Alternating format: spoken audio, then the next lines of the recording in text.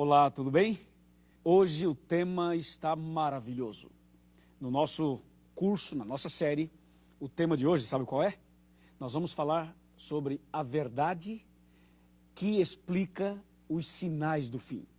Prepare o seu coração, será uma grande bênção. E aí, está pronto? Ok, eu também estou pronto, Bíblia aberta. Você já pegou sua Bíblia, pegou uma caneta, pegou um papel, um caderno, alguma coisa? Veja só o que diz Amós 3, verso 7. A palavra de Deus diz exatamente assim: certamente o Senhor Deus não fará coisa alguma sem primeiro revelar o seu segredo aos seus servos, os profetas.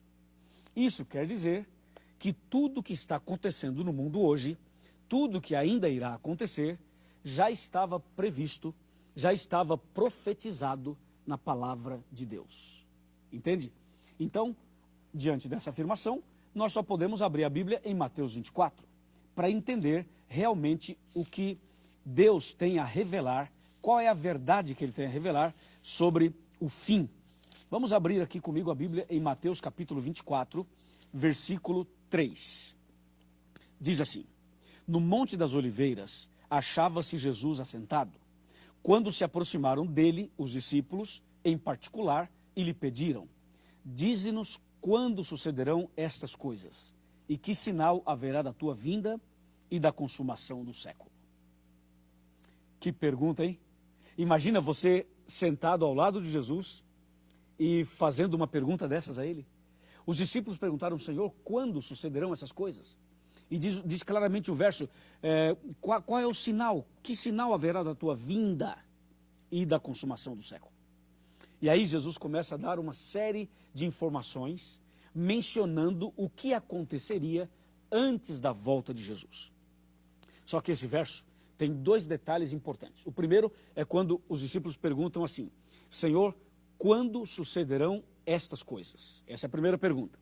A segunda foi: que sinal haverá? Então, primeira, quando, e depois, que sinal haverá? Para responder a primeira pergunta, quando, eu convido você a abrir a Bíblia comigo em Mateus capítulo 24, verso 36. Olha que interessantíssimo. Mas a respeito daquele dia e hora, ninguém sabe, nem os anjos dos céus, nem o Filho, senão o Pai. Então, para responder a primeira pergunta, quando, Jesus disse: ninguém sabe. Agora escuta, ninguém sabe. Deu para você entender? Teve pessoas que já marcaram datas. Alguns marcaram para 1844, Jesus não veio. Outros marcaram para 1914, Jesus não veio. Outros marcaram para 1975, Jesus não veio. Outros marcaram para o ano 2000, Jesus não veio. Marcaram para 2011, para 2012, e de vez em quando aparecem umas pessoas marcando datas. Escuta bem isso aqui. A pergunta foi quando? Jesus disse: o dia e a hora ninguém sabe, ok? Somente Deus sabe, somente Ele sabe, e Ele não revelou para ninguém. Agora vem a segunda pergunta. A segunda foi a seguinte: que sinal haverá? Aí sim, aí vem um detalhe que tem a ver conosco. Que sinal haverá da tua vinda? Então Jesus agora começa a dar o sinal, e para responder que sinal é esse, Jesus menciona vários acontecimentos. Aqui em Mateus capítulo 24. Eu gostaria de ler para você alguns deles. Mateus 24, voltemos para Mateus 24, e agora nós queremos ler o versículo 4. Presta bem atenção. E Jesus, ou seja, ele lhes respondeu: vede que ninguém vos engane. Olha que advertência sábia de Jesus. Jesus disse: cuidado, hein, para ninguém vos enganar. Agora aqui entre nós, se Jesus falou assim: cuidado para que ninguém vos engane, é porque Jesus sabia, e Jesus sabe, que apareceriam enganadores, vários enganadores. E por isso Jesus fala no verso 4, tome cuidado para que ninguém vos engane. E aí o verso 5 ele fala assim: porque muitos, ouvirão muitos em meu nome, dizendo, eu sou o Cristo, e enganarão a muitos. Então Jesus já começa a dar exatamente a resposta para a segunda pergunta. Que sinal haverá? Então, primeiro detalhe, cuidado para ninguém vos enganar. Isso quer dizer, vai aparecer um, vai aparecer outro, aparecerão várias pessoas tentando enganar. E Jesus diz no verso 5, claramente no verso 5, vão aparecer muitos em meu nome, dizendo, eu sou o Cristo, e enganarão a muitos.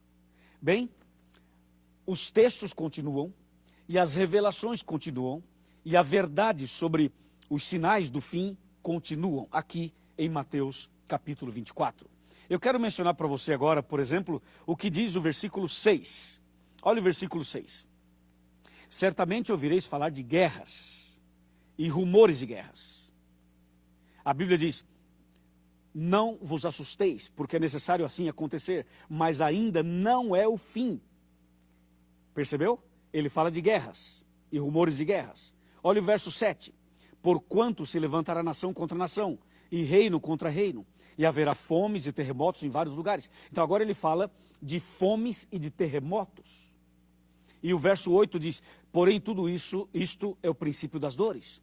E o verso 9 ele fala, vai aparecer tribulações, perseguições, ódio, e o capítulo 24 continua.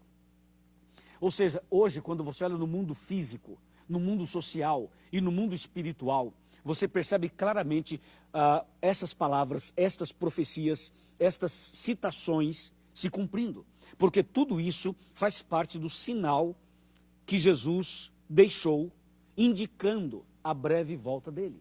Bom, o dia da volta de Jesus ninguém sabe, mas quando você vê guerras, rumores de guerras, terremotos, fome, quando você vê pessoas más, quando você vê corrupção, quando você vê inundações, quando você vê vulcões em erupção, quando você vê tsunamis, quando você vê todas estas tragédias acontecendo no mundo, significa que esse mundo não tem solução do ponto de vista humano. Que os homens, os políticos, os presidentes, os governadores, os prefeitos, estas pessoas, por mais bem intencionadas que sejam, elas não conseguem resolver os problemas do mundo. Porque esses problemas estão dizendo o seguinte, o mundo só tem um jeito, uma solução. E a única solução, o único jeito, é a volta de Jesus. Jesus vai voltar para colocar um ponto final na maldade deste mundo, no pecado. Ele vai acabar com o mal, acabar com o pecado e vai estabelecer definitivamente um novo céu e uma nova terra. Louvado seja Deus. Amém? Bom, a Bíblia, quando menciona os sinais do fim, a Bíblia também fala de outros detalhes, além desses que eu mencionei. Por exemplo, vamos abrir a Bíblia agora em Timóteo. Vamos abrir a Bíblia Sagrada no livro de Timóteo. E nós vamos para a segunda carta que Paulo escreveu a Timóteo, capítulo 3. Presta atenção, capítulo 3, verso 1. Sabe, porém, isto, que nos últimos dias sobrevirão tempos difíceis. Tempos difíceis? Me diz aí, estamos ou não estamos vivendo tempos difíceis? Isso quer dizer que nós estamos nos últimos dias. Tempos difíceis no trabalho, na família, nas relações, tempos difíceis na economia, tempos difíceis em todos os setores da sociedade. Olha o verso 2. Pois os homens serão egoístas. Vai vendo a lista. Egoístas, avarentos, jactanciosos, arrogantes, blasfemadores, desobedientes aos pais, ingratos e irreverentes. Verso 3, desafeiçoados, implacáveis, caluniadores, sem domínio de si, cruéis, inimigos do bem. Olha o verso 4, traidores, atrevidos, infatuados, mais amigos dos prazeres que amigos de Deus. Olha o verso 5, tendo forma de piedade, negando-lhe, entretanto, o poder. E o verso termina dizendo, foge também desses. Ou seja, todas essas coisas que eu li agora em Timóteo, aquelas que eu li em Mateus 24, estão dizendo algo para você, não estão? Ou seja, o que você olha hoje no cenário mundial, isso diz alguma coisa para você, não diz? Imagina você, um pai, que prende a filha por 17 anos como uma escrava. Esse pai abusa da filha, tem filhos com a filha e a mantém como sendo uma escrava dos seus caprichos. Eu estou falando de um pai. Não é horrível isso? E o que dizer das tantas tentativas de suicídio? O que dizer, por exemplo, de pessoas que todos os dias praticam suicídio? O que dizer das enfermidades terríveis? A depressão, por exemplo, o vírus Ebola e também a própria AIDS, e o câncer, e a diabetes, e o problema de hipertensão. O que dizer desses problemas todos que fazem os hospitais ficarem lotados? E o que dizer das cadeias que estão superlotadas? Os crimes estão mais bárbaros. Antigamente as pessoas matavam as outras, claro, mas hoje eles não apenas se contentam em matar, eles querem trucidar, ou seja, é uma morte cruel. A pessoa está como um sangue frio, as pessoas não têm sentimento, não têm compaixão, não se arrepende. Quantos casos a gente está vendo diante dos nossos olhos, nas televisões, na internet e nas redes sociais? Aí vem a questão, será que tudo isso não está dizendo algo para a gente? Será que essas coisas não são sinais de que esse mundo está chegando ao final? Será que tudo isso não está avisando algo para você, meu amigo? Então, por que será que as pessoas estão ainda vivendo uma vida sem compromisso com Deus? Por que será que as pessoas ainda continuam participando de situações e de programas que nada tem a ver com a salvação delas? Eu quero dar os parabéns para você, porque você está aqui com a Bíblia na mão, estudando comigo a palavra de Deus. Agora eu quero convidá-lo a sentar para aquela nossa conversa importante de coração para coração. Bem, já estou aqui na minha sala, sentado aqui. Na verdade, não é minha sala, é a nossa sala.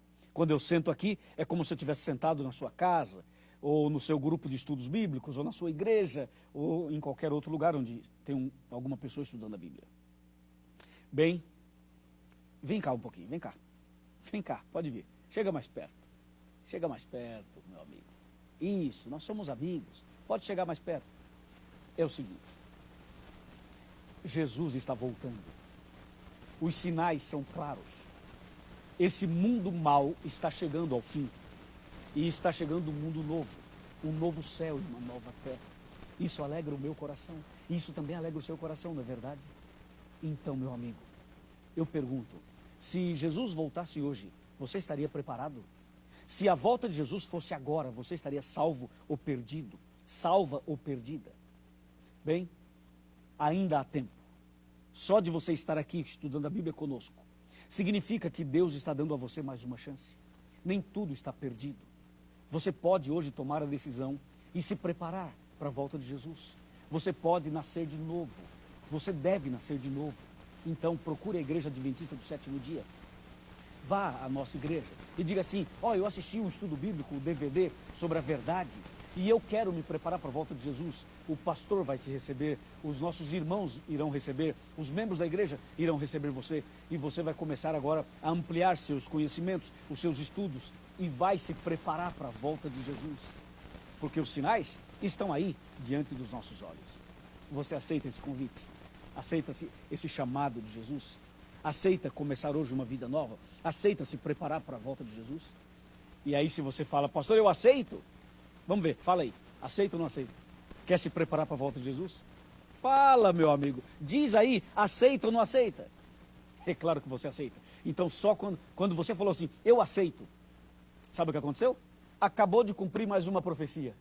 É isso aí. Sabe qual se cumpriu agora? Quando você disse, eu aceito, eu quero. Se cumpriu Mateus 24:14 na sua vida. O Evangelho do Reino, ele foi pregado para você, está sendo pregado agora. E se você aceitou, significa que essa profecia na sua vida se cumpriu. Parabéns, parabéns, louvado seja Deus. Seja bem-vindo, bem-vindo ao povo de Deus. Eu quero orar por você e agradecer a Deus por sua decisão. Vamos orar? Vamos. Senhor nosso Deus, muito obrigado porque essa pessoa tomou uma importante decisão.